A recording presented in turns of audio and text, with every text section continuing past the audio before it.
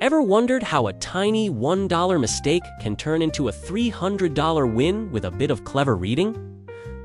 Let me tell you about how I made my company's own policy work perfectly in my favor. I work for an office, and we have an 8-week busy season with mandatory overtime 12 to 14 hours a day. During this time, the company agrees to reimburse us for dinner up to $13 per meal. We just have to submit a claim with our receipts at the end of the busy season. Food options around my work are not great, so I usually brought my dinner from home. But sometimes I was too tired to cook after a long day, so out of the 8 weeks, I purchased maybe 10 meals. 3 of those meals, I spent $13.50, going 50 cents over the limit. This resulted in a whopping $1.50 overage, which my manager said was no big deal, and that could include on my expense claim. He signed off on it and everything. A few days after I submitted my report, head office emailed me saying they rejected my expense claim and that I could resubmit after I removed the $1.50 overage. I wrote back saying my manager was fine with the $1.50 overage and even signed off on it. And they responded by telling me that they do not allow overages under any circumstances, and that the $1.50 must be removed or they would not approve any of my meal expenses. They ended their email with the advice that I should actually read the company policy next time.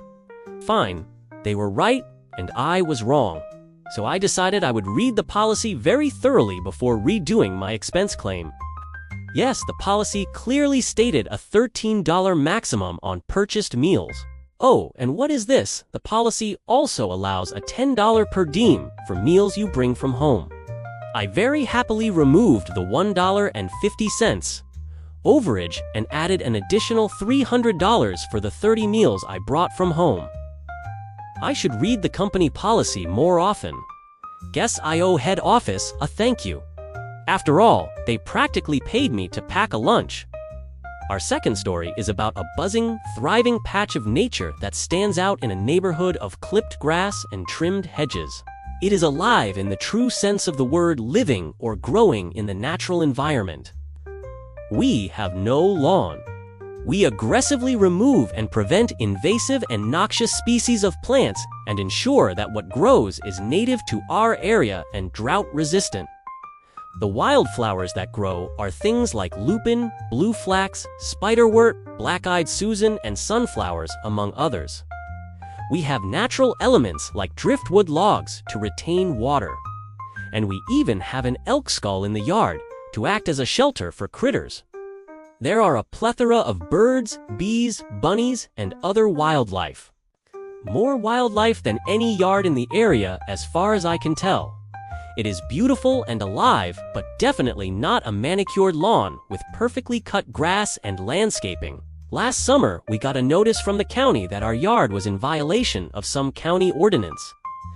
My husband called the number on the notice and got a very over it employee who let out a big sigh and said he had gotten like 30 complaints from one person for the entire strip of road that we live on. Keep in mind, you cannot batch report an area. You have to file reports house by house. So someone had the time and energy to pull up Google Maps and file a report for about 30 houses for overgrown weeds. I checked the county ordinance and made sure everything we had in our yard was in compliance. Things like purposely cultivated, which our wildflowers definitely were. We planted specific species of seeds, and we remove whatever is not native. None of the wild plants block any sidewalks, nor do they hang over onto any other properties.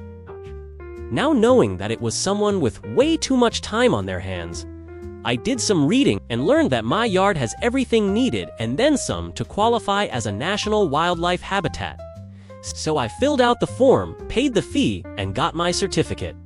My husband called the county employee back, who said, "Send me that certificate." He looked it over, thanked my husband for the new information he can use in the future, and closed our case. I now have signs on my yard that announce the property as a wildlife habitat. The birds and bees get to keep living happily in the wild. Sometimes, the best way to win against petty complaints is to make nature official. On our third story, have you ever wondered what happens when your boss demands you join a pointless meeting on your day off while you are literally fighting a fire? Well, here is exactly what happens when you serve up some blazing hot malicious compliance. It is my day off. I am out in the bush attending a hazard reduction burn. So I am suited up, riding around with a fire truck, and basically running around like a happy pyromaniac. I get a phone call from work. I answer and get told I must be present for a virtual meeting scheduled for 10 minutes from now for a training on a system. I already know, as I have been using it for the past 6 months at a venue.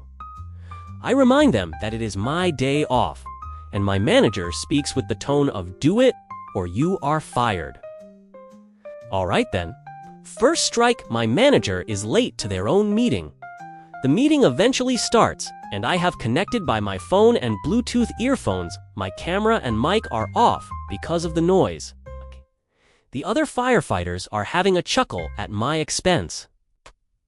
Then my manager insists I turn my camera and mic on. Otherwise, they will mark me as absent. All right then. I stand in a spot where the fire will roar up behind me somewhat safely and turn my phone, camera, and mic on.